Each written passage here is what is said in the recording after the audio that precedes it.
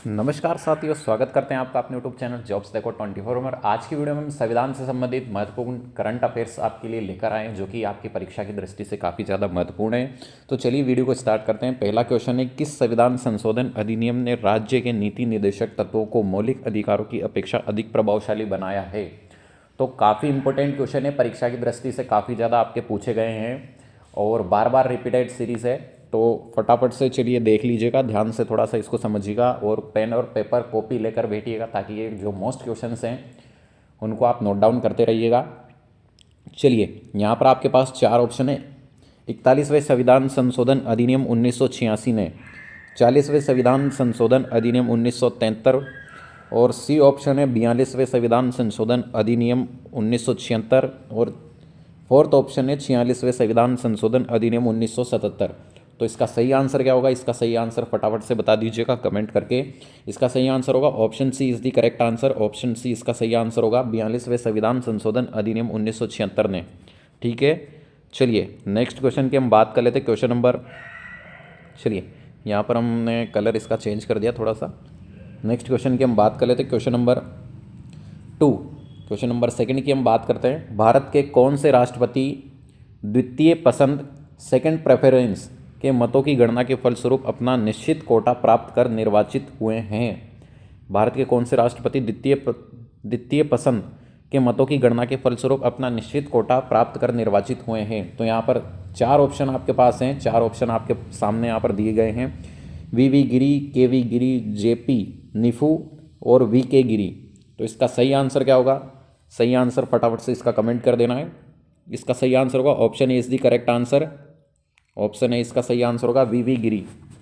We गिरी इसका सही answer होगा। चलिए नेक्स्ट क्वेश्चन की बात कर लेते हैं। क्वेश्चन नंबर थर्ड,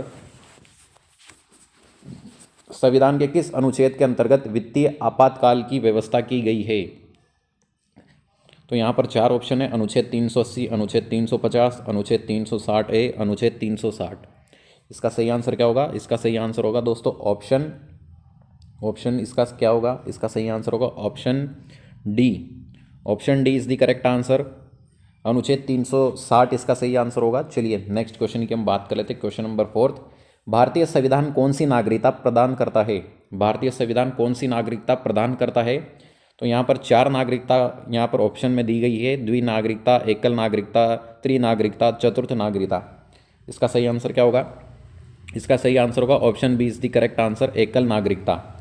एकल नागरिकता इसका सही आंसर होगा। चलिए नेक्स्ट क्वेश्चन की बात कर लेते। Question number 5, top 28 to 30 question हमने यहाँ पर आपके लिए बनाए हैं। 28 से 30 क्वेश्चन हैं, जो कि परीक्षा की दृष्टि से काफ़ी ज़्यादा महत्वपूर्ण है। तो पूरा आप देखिएगा वीडियो को। अगर वीडियो अच्छी लगती हो तो प्लीज़ वीडियो को लाइक जरूर कीजिएगा। प्रथम पंचायती राज व्यवस्था का उद्घाटन पंडित जवाहरलाल नेहरू ने 2 अक्टूबर 1959 को किस स्थान पर किया था? यहाँ पर चार ऑप्शन है, केला देवी राजस्थान, करौली राजस्थान, जोधपुर राजस्थान और नागौर राजस्थान। इसका सही आंसर होगा ऑप्शन डी, नागौर राजस्थान में किया था। चलिए नेक्स्ट क्वेश्चन की बात कर लेते हैं। क्वेश्चन नंबर 6, लोकसभा का कोरम कुल सदस्य संख्या का कितना होता है? लोकसभा का कोरम कुल सदस्य संख्या कितना होता है? तो यहाँ पर आपके पास चार ऑप्शन है, 1/10, 5/25, 1/70, 1/42। क्या ऑप्शन में इसका सही आंसर होगा? क्या सही आंसर होगा इसका? फटाफट से हमें कमेंट कर दीजिएगा। चलिए इसका फटाफट से इसका सही आंसर बताइए हमें। लोकसभा का कोरम कुल सदस्य संख्या कितना होता है? तो यहाँ पर इसका सही आंसर होगा 1/10। Option A is the correct answer, 1/10 इसका सही आंसर होगा। चलिए नेक्स्ट क्वेश्चन की बात कर लेते हैं। क्वेश्चन नंबर 7 की, पंचवर्षीय योजना का अनुमोदन तथा पुनर्निरीक्षण किसके द्वारा किया जाता है? पंचवर्षीय योजना का अनुमोदन तथा पुनर्निरीक्षण किसके द्वारा किया जाता है? भारत विकास परिषद, राज्य विकास परिषद, राष्ट्रीय विकास परिषद और राजकीय विकास परिषद। तो यहाँ पर इसका क्या आंसर होगा? इसका सही आंसर होगा राष्ट्रीय विकास परिषद।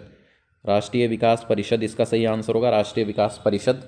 चलिए नेक्स्ट क्वेश्चन की बात कर लेते हैं। क्वेश्चन नंबर 8, राज्य स्तर पर मंत्रियों की नियुक्ति कौन करता है? राज्य स्तर पर मंत्रियों की नियुक्ति कौन करता है? तो यहाँ पर चार ऑप्शन है, राज्यपाल, राष्ट्रपति, कुलपति महोदय और प्रधानमंत्री। तो राज्य स्तर पर मंत्रियों की नियुक्ति कौन करता है? राज्य स्तर पर मंत्रियों की नियुक्ति करता है राज्यपाल।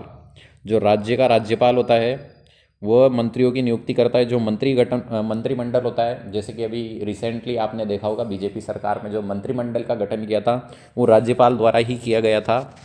चलिए नेक्स्ट क्वेश्चन की बात कर लेते। क्वेश्चन नंबर 9, नव राज्य के गठन अथवा सीमा परिवर्तन का अधिकार किसे है?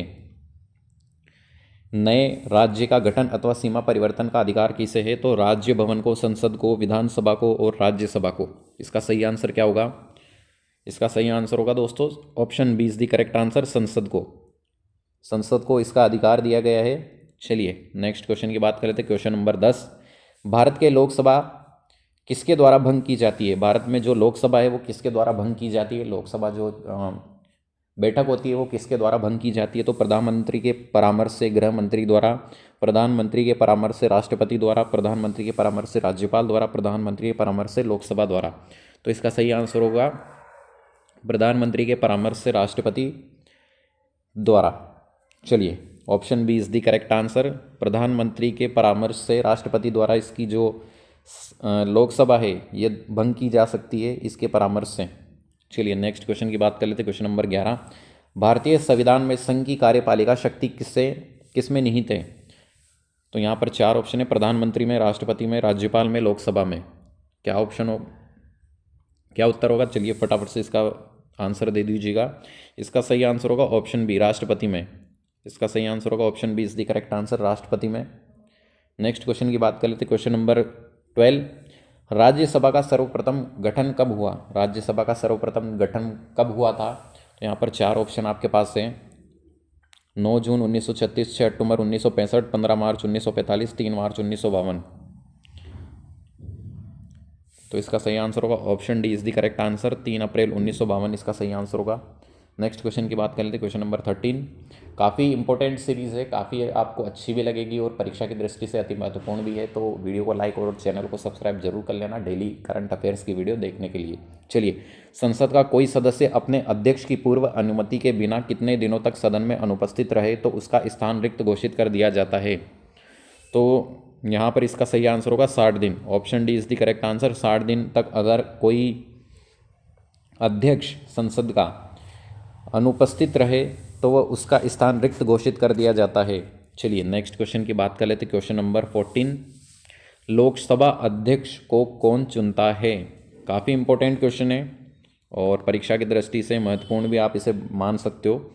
लोकसभा अध्यक्ष को कौन चुनता है? लोकसभा अध्यक्ष को कौन चुनता है? चलिए फटाफट से इसका आंसर दीजिएगा। विधायक, मंत्रिमंडल, लोकसभा सदस्य और मुख्यमंत्री मंडल। तो इसका जो लोकसभा का अध्यक्ष है वो कौन चुनता है? तो लोकसभा के सदस्य जो होते हैं वो लोकसभा अध्यक्ष का चुनाव करते हैं। और वर्तमान में लोकसभा अध्यक्ष कौन है आप सभी को पता होगा, ओम बिरला, जो कि बीजेपी से हैं। चलिए नेक्स्ट क्वेश्चन की बात कर ले। क्वेश्चन नंबर 15, क्वेश्चन नंबर 15 की बात कर लेते हैं। चलिए, क्या संघ शासित क्षेत्र भी राज्यसभा में अपनी प्रतिनिधि भेजते हैं? तो कौन भेजते हैं? इसका सही आंसर क्या होगा? इसका सही आंसर होगा राष्ट्रपति। चलिए इसका सही आंसर होगा option A is the correct answer, राष्ट्रपति इसका सही आंसर होगा। नेक्स्ट क्वेश्चन की बात कर लेते हैं। क्वेश्चन नंबर 16, राष्ट्रपति पद के चुनाव संबंधी विवाद को किसे निर्देशित किया जाता है? राष्ट्रपति पद के चुनाव संबंधी विवाद को किसे निर्देशित किया जाता है? मुख्य सचिव को, सर्वोच्च न्यायालय को, उच्च न्यायालय को, चुनाव आयोग को। तो इसका सही आंसर क्या होगा? इसका सही आंसर होगा ऑप्शन बी, सर्वोच्च न्यायालय को राष्ट्रपति पद के चुनाव संबंधी विवाद को सर्वोच्च न्यायालय में निर्देशित किया जाता है। चलिए नेक्स्ट क्वेश्चन की बात करते हैं। क्वेश्चन नंबर 17, देशी नरेशों के प्रविपसर और विशेष अधिकारों को किस संविधान संशोधन अधिनियम द्वारा समापन किया गया है? तो यहाँ पर क्या ऑप्शन 4 हैं, 26वें संविधान अधिनियम द्वारा, 36वें संशोधन अधिनियम द्वारा, 16वें संशोधन अधिनियम द्वारा, 43वें संविधान संशोधन अधिनियम द्वारा। इसका सही आंसर क्या होगा? इसका सही आंसर होगा option A is the correct answer, 26वें संविधान संशोधन अधिनियम द्वारा। चलिए नेक्स्ट क्वेश्चन की बात कर लेते हैं। क्वेश्चन नंबर 18 क्वेश्चन की बात कर लेते हैं। संविधान सभा का गठन किसकी सिफारिश पर किया गया है? संविधान सभा का गठन किसकी सिफारिश पर किया गया है? तो यहाँ पर राज्यपाल की सिफारिश पर, लोकसभा की सिफारिश पर, मंत्रिमंडल की सिफारिश पर और कैबिनेट मिशन योजना की सिफारिश पर। Option D is the correct answer, cabinet mission योजना की सिफारिश पर।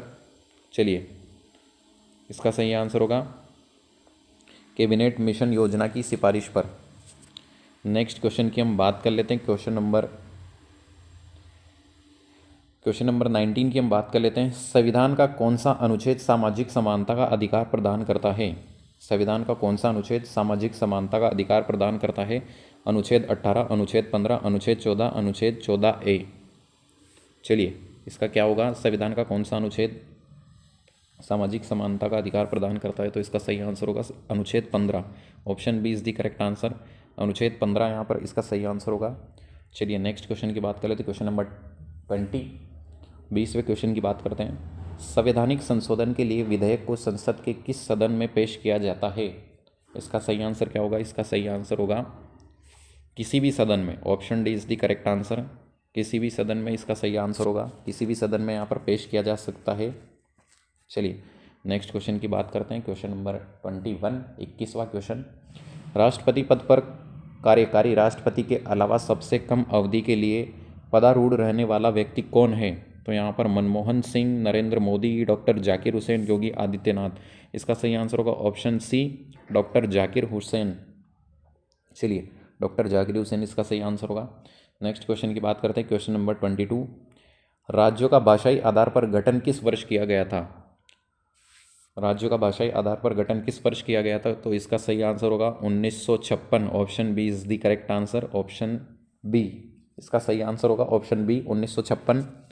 चलिए, नेक्स्ट क्वेश्चन की बात करते हैं। क्वेश्चन नंबर 23, भारतीय संविधान के किस अनुच्छेद को संविधान की आत्मा के नाम से जाना जाता है? भारतीय संविधान के किस अनुच्छेद को संविधान की आत्मा के नाम से जाना जाता है? सही आंसर क्या होगा?